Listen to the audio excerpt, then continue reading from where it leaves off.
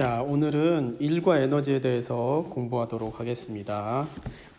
먼저 우리가 잘 알고 있는 일과 에너지에 관련된 식은 W는 F 곱하기 S 이게 있고, 에너지는 역학적 에너지에서 mgh 또 2분의 1 mv의 제곱, 이게 어떻게 서로 연관되는지 이거에 대한 얘기를 한번 해보려고 합니다.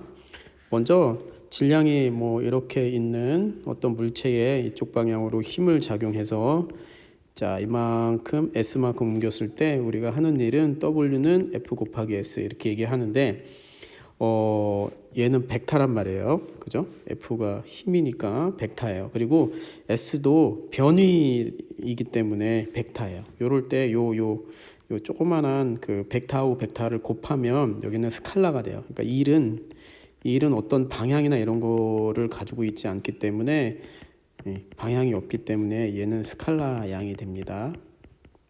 그래서 W는 F 곱하기 SE 곱하기는 사실 코사인 세타 형태로 이루어져요. 그래서 주로 만약에 여기 이 물체의 이쪽 방향으로 비스듬히 이제 물체에 비추고 이 각도가 세타인데 물체는 이쪽 방향으로 움직이게 될 때, 그럴 때는 S 방향과 F 방향이 세타만큼 이루고 있죠. 이때 하는 일은 F 곱하기 S 이렇게 된다면 FS 코사인 세타 이런 식으로 정해져요. 그래서 F가 벡터고 S가 벡터고 두 벡터의 곱일 때 이런 식으로 곱하면 스칼라가 되는데, 일은 스칼라다. 그리고 여기서 힘의 방향, 그러니까 이동 방향에 기여하는 F 성분은 코사인 세타 성분이기 때문에 FS 코사인 세타로 한다. 그렇게 알아두시면 되겠습니다. 만약 여기서 반대 방향으로 끌면 어떻게 될까요? 예를 들면 자 이렇게 물체가 이렇게 F 방향으로 힘을 쏟는데 물체는 이쪽 방향으로 이동하고 있어요. 그런데 예를 들어서 이게 마찰력 있죠. 마찰력을 스몰 F라고 쓰면 이 마찰력이 한 일, 다시 말하면 끌어낸 라지 F가 한 일이 아니라 마찰력이 한 일은 어떻게 될까요? W F 이렇게 쓰도록 할게요. 마찰력이 한 일은 마찰력 곱하기 이동거리 S, 얘도 마찰력이 끄는 동안 마찰력이 작용할 테니까 마찰력도 힘이니까 벡터고 얘도 벡터입니다. 하지만 마찰력은 지금 방향이 반대잖아요. 이렇게. 그러니까 여기는 마이너스 FS 이렇게 크기가 되는데, 이것 역시 그냥 마이너스 FS가 아니라 FS 코사인 180도가 되는 거죠. 그러니까 여기서 코사인 180도 자체가 반대 방향을, 이게 180도잖아요. 180도가 되는 거니까 이동 방향과 힘의 방향이 반대가 될 경우에 마이너스를 붙이는 것 자체가 이미 벡터의 곱에 정해져 있는 내용이라고 볼 수가 있는 거예요. 자, 그러면 이렇게 일을 할 때 진행하는 방향과 반대일 경우에는 마이너스 값을 붙인다는 걸 알아두시기 바랍니다. 그러면 이제 일이 어떻게 에너지로 전환되는지, 특히 역학적 에너지로 전환되는 예에 대해서 한번 알아보려고 합니다. 교과서에 그 EBS 책에 보니까 이런 예시가 나와 있는데, 그 예시를 바탕으로 한번 얘기를 해보겠습니다. 여기 이제 자동차가 이렇게 있다고 칩시다. 이 자동차에 힘이 작용해요. 이렇게 힘이 작용해가지고 이만큼 이동했다고 칠게요. 이만큼 F가 이렇게 이동하는 동안에 계속 일정한 힘이 작용해가지고 앞바퀴 기준으로 해가지고 예를 들어서 S만큼 이동했다고 봅니다.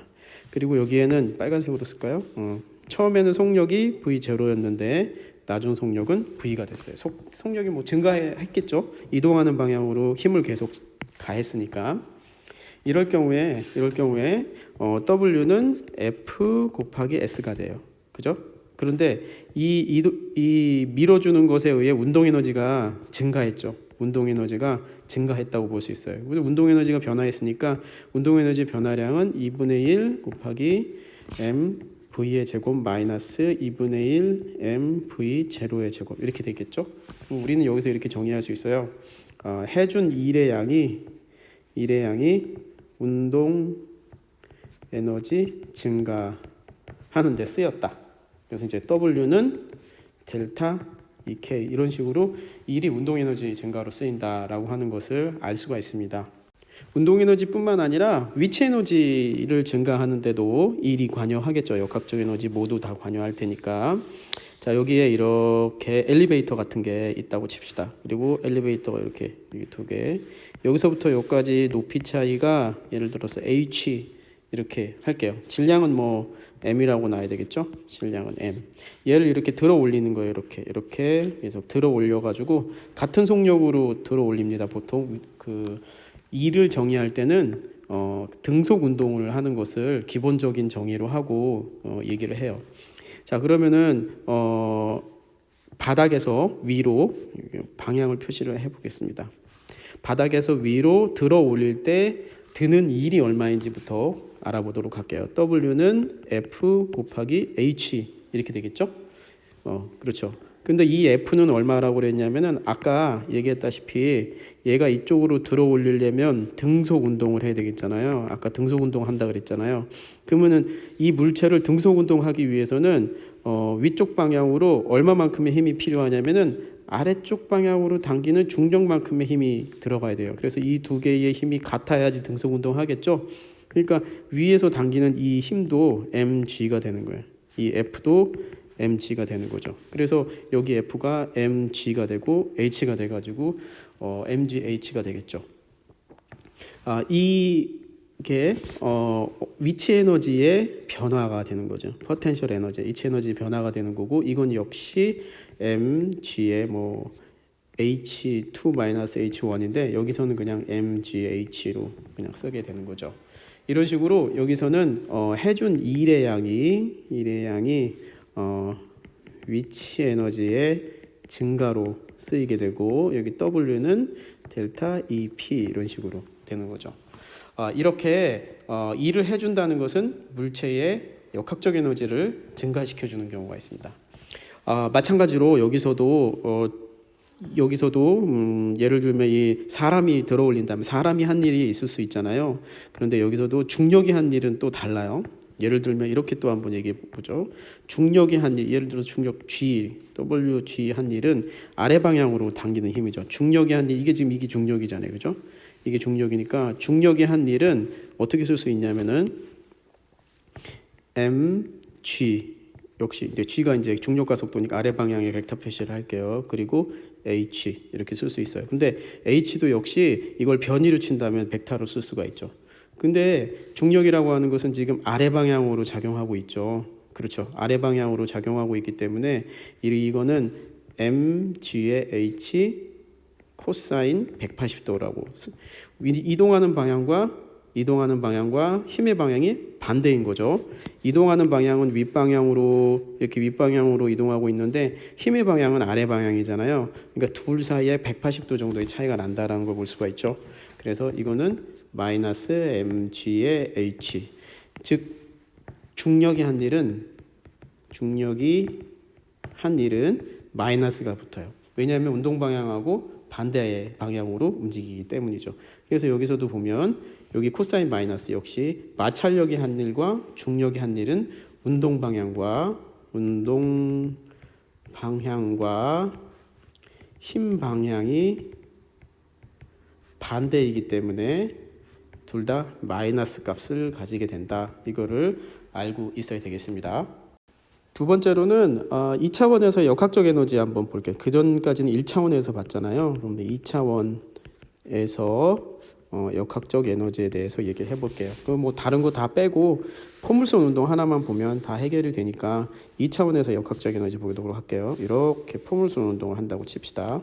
그리고 물체는 여기서 출발할 때랑 여기 있을 때랑 최고점일 때랑 이렇게 보게 될 거고요. 여기서 이렇게 V0로 출발한 요 각도를 세타라고 하겠습니다. 당연히 V0x는 뭐가 되냐면 V0 코사인 세타가 되겠고 Y성분은 V0 사인 세타가 되겠죠. 자, 그리고 최고점에서 이점에서는 수평 방향의 속력 성분만 있으니까 이건 V0 코사인 세타 이것만 남을 겁니다. 그리고 여기는 어떻게 될까요? 여기는 아마 좀 다른 속력 성분이 되지 않을까. 이건 조금 이따가 얘기를 해보도록 할게요.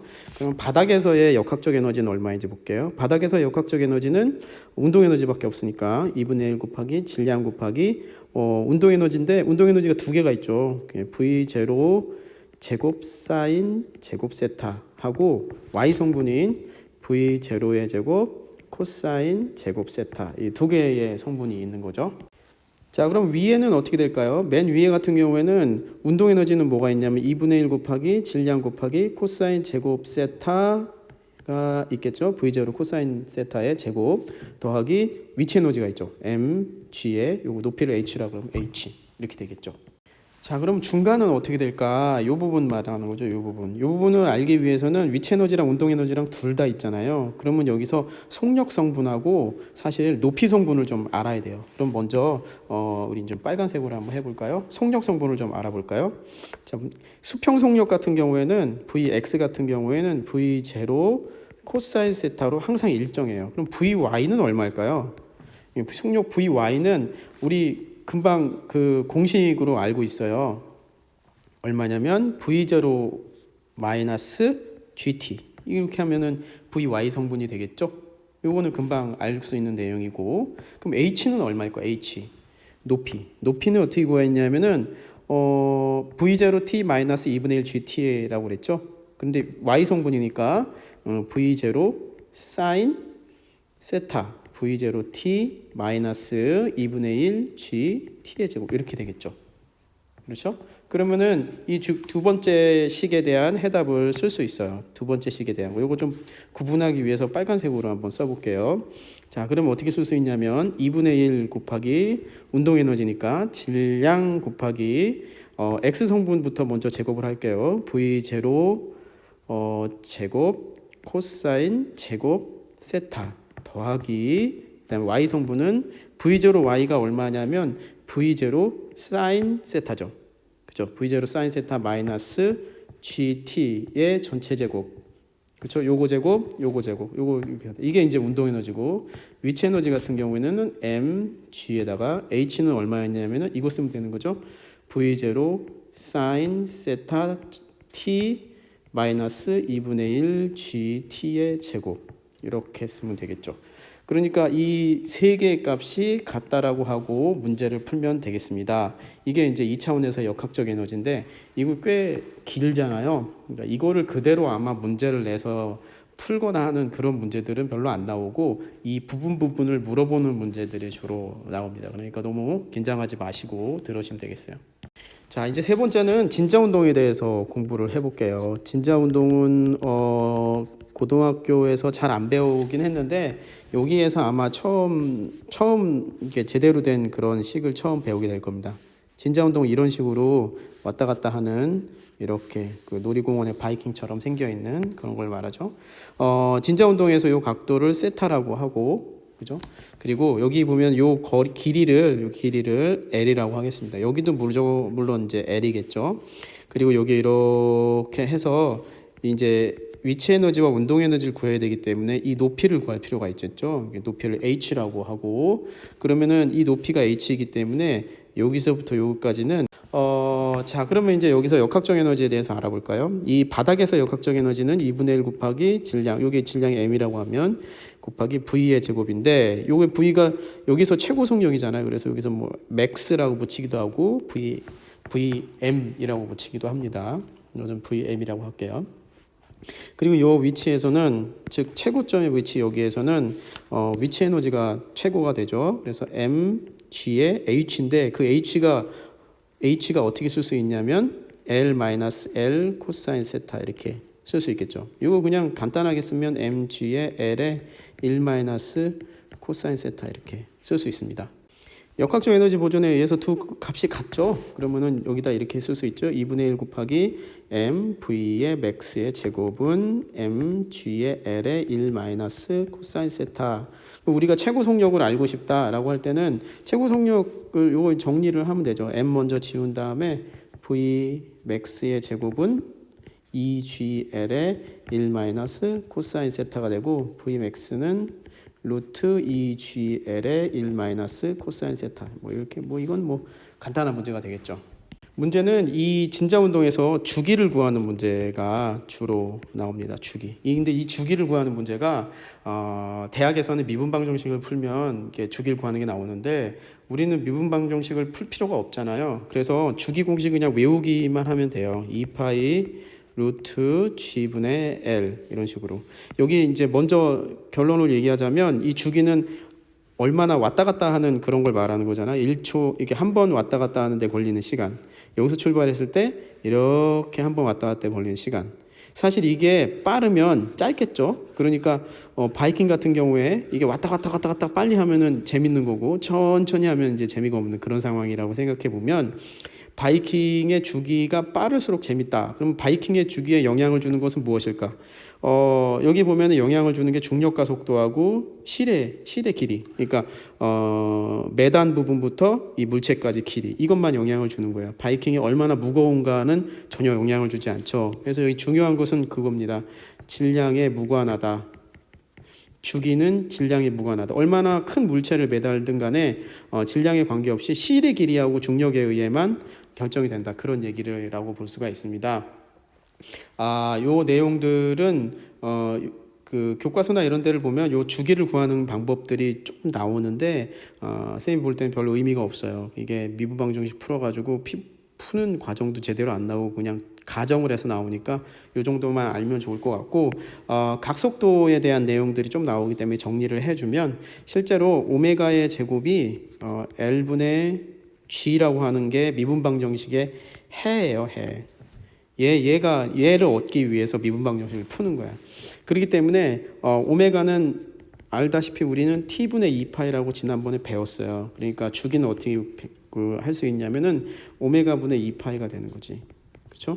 오메가 분의 2파이. 그러면은 오메가가 아까 어디 있었어? 이거. 이게 오메가지. 이게 오메가 여기다가 대입해보면 어떻게 되냐면은 T는 2파이 루트 G분의 L 이런 식으로 나오게 됩니다.